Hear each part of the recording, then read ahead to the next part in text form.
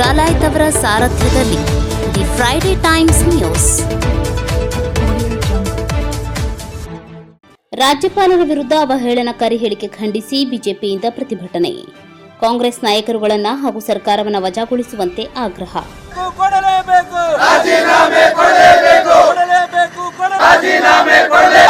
ಮುಖ್ಯಮಂತ್ರಿ ಸಿದ್ದರಾಮಯ್ಯನಿಗೆ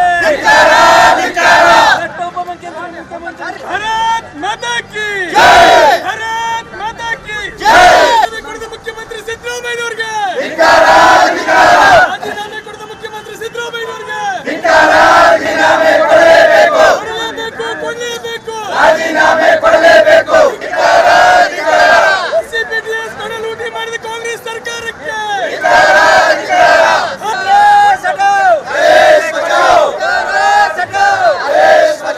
ಪ್ರಪ್ತ ಕಾಂಗ್ರೆಸ್ ಸರ್ವ ಸೈಡ್ಗಳನ್ನು ನೋಡಿದ್ರು ಸಿದ್ದರಾಮಯ್ಯನಿಗೆ ಸಿದ್ದರಾಮಯ್ಯನಿಗೆ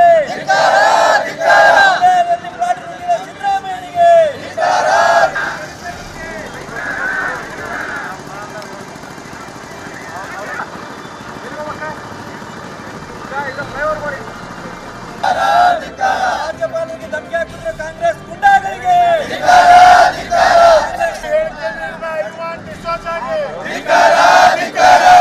ಕರ್ನಾಟಕ ರಾಜ್ಯದ ರಾಜ್ಯಪಾಲರು ಕರ್ನಾಟಕ ಸರ್ಕಾರದ ಮುಖ್ಯಮಂತ್ರಿ ವಿರುದ್ಧ ಮುಡಾ ಹಗರಣದ ತನಿಖೆಗೆ ಪ್ರಾಸಿಕ್ಯೂಷನ್ಗೆ ಅನುಮತಿ ನೀಡಿರುವುದನ್ನು ವಿರೋಧಿಸಿ ಕಾಂಗ್ರೆಸ್ ಮುಖಂಡರಾದ ಐವಾನ್ ಡಿಸೋಜಾ ಹಾಗೂ ಜಮೀರ್ ಅಹಮದ್ ಅವರು ರಾಜ್ಯಪಾಲರ ವಿರುದ್ಧ ಅವಹೇಳನಕಾರಿ ಹೇಳಿಕೆಯನ್ನು ಖಂಡಿಸಿ ನಾಯಕರುಗಳನ್ನು ಹಾಗೂ ಸರ್ಕಾರವನ್ನು ವಜಾಗೊಳಿಸುವಂತೆ ಆಗ್ರಹಿಸಿ ಬಿಜೆಪಿ ಜಿಲ್ಲಾ ಘಟಕದಿಂದ ಪ್ರತಿಭಟನೆ ನಡೆಸಿ ಜಿಲ್ಲಾಧಿಕಾರಿ ಮೂಲಕ ರಾಷ್ಟ್ರಪತಿ ಅವರಿಗೆ ಮನವಿ ಸಲ್ಲಿಸಿದರು.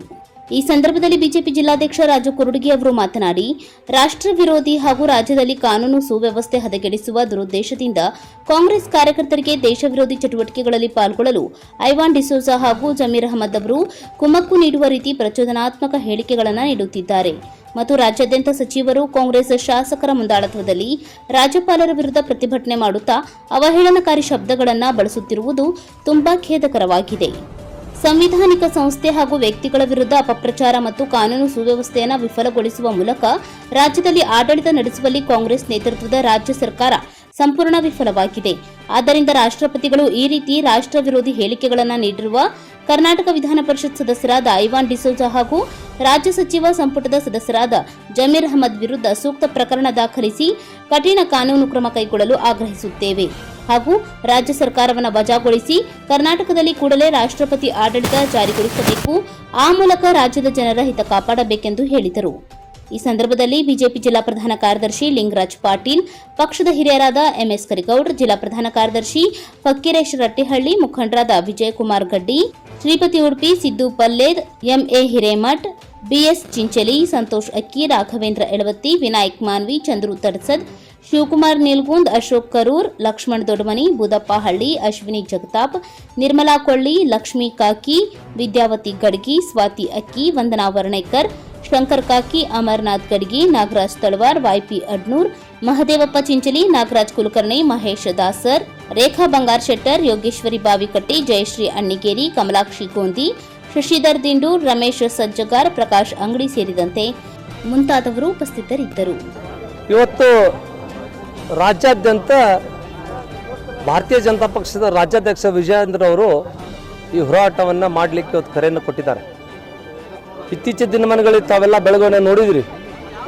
ಸನ್ಮಾನ್ಯ ಸಿದ್ದರಾಮಯ್ಯನವರು ಮುಡಾ ಹಗರಣದಲ್ಲಿ ಭಾಗಿಯಾಗಿದ್ದು ಅದಕ್ಕೆ ತನಿಖೆಯ ಆದೇಶವನ್ನು ಸನ್ಮಾನ್ಯ ರಾಜ್ಯಪಾಲರು ಕೊಟ್ಟಿದ್ದು ತಾವೆಲ್ಲ ಗಮನಿಸಬಹುದು. ಇವತ್ತು ಸನ್ಮಾನ್ಯ ಸಿದ್ದರಾಮಯ್ಯನವರು